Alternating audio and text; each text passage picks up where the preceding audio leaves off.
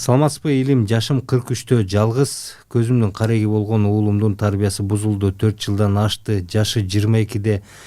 4 жылдан бери ушул бала менен алекпиз. Атасы экөөбүз алектенип атабыз, жыйынтык жок. Египетке динден сабак алууга жөнөттүк. 3 ай окуп келе берди. Кайра эле ошол көрүнүш. Ставка ойнойт, карыз кредит алат. Элден уялганыбыздан төлөп коебуз. Баланы деп жүрүп карызга да баттык. Кеңеш бериңизчи, эмне кандай кылсак болот, жол таппай турам.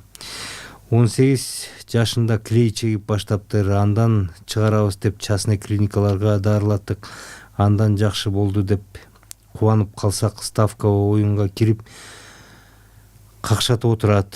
Үйлөнтүп койсок алаксып кетет деп үйлөндүрсөк да калбады. Адаты келиним чыдай албай кетип калды. Кеңешиңизди бериңиз, өтүнүч.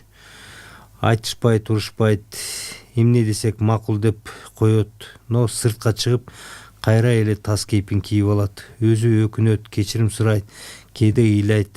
Өзүмдү таппай атам, апа, эрким жетпей жатат деп. Бул сыяктуу суроолорду менимче дарыгерлерге узатыш керек. Себеби дегенде ошол эле нарколог, ошол эле психиатрга узатса туура болот. Себеби ушул дарыгерлер күнүгө ушундай проблемалар менен жолугушат. Бул берилген суроолорго жооп бергенге аракет кылам. Себеби дегенде мындай учурлар менен мен 10 жылга жакын практика жүзүндө иштешип келе жатамын. Акыркы 5-6 жылдын жаштардын чоң проблемасы болгон бул албетте наркомания жана оюн зоок. Буга чейин албетте болгон, бирок акыркы жылдары, ошо 3 жылдын ичинде абдан саны өсүп жатат. Статистикасын карасак, официальный жазылган эмес болсо 2022 жылы караганда 20 миңден ашып баратыптыр. Менимче бул сан өзүнө өзү жооп берип жатат. Билген суроонун жообу төмөндөгүдөй. Бул жерде дарыгерлердин жардамы менен гана адам баласы айыгууга жетишет. Эч кандай духовная практика тилекке каршы буга жардам берген мен көргөн жокмун. Мисалы үчүн биздин бейтаптарыбыз болду. Аракет кылып дааватка чыгып да көрүштү. Куран окуп, шариятты өздөштүрүп, чет мамлекеттерге чыгып, Аравияга же болбосо Египетке кетип аракет кылгандар, Меккеге барып жүргөндөр, умра кылгандар, ошо аракеттери болду. Бирок тилекке каршы айланып эле ошо дарыгерлердин колуна туш келишти.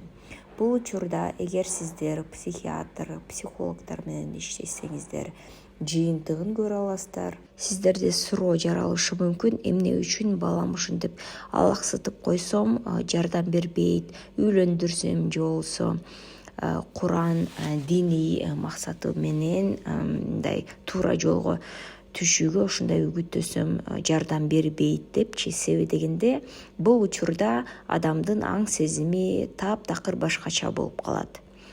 Эч кандай көңүлдөнбөйт. Бир жерге ошо оюн зоокту гана элестетип калат, ошого батып калат, ошо менен жашап калат да. Эч кандай башка увлечениялар аны кызыктырбайт тилекке каршы. Ошондуктан биздин өзүбүздүн методикабыз бар, дүйнө жүзүндө болбогон. Ошо дарылоо методика бул жалгыз гана Кыргызстан колдонот. Ошондуктан дүйнөнүн баардыгы Кыргызстанга келишип, дарыланып кетишет. Сиздер балким ал жөнүндө уктуңуздарбы, жок укпадыңыздарбы билбеймин. Бирок ошо профессор Назарлиевдин клиникасы бар. Бул канча жылдан бери болуп келген, билесиздер, сиздер деле угуп жүрөсүздөр. Мына ошолор ушундай психиатриялык жактан жана болсо наркомания жактан, алкоголь жактан өзү ошо менен алек кылат. Эгер чындыгында балаңызды дарылоо үчүн бир аракеттериңиз болсо, менимче ошо дарыгерлердин колуна барып, дарыгерлердин кеңеши менен, методикасы менен дарыланган, бул туура болот.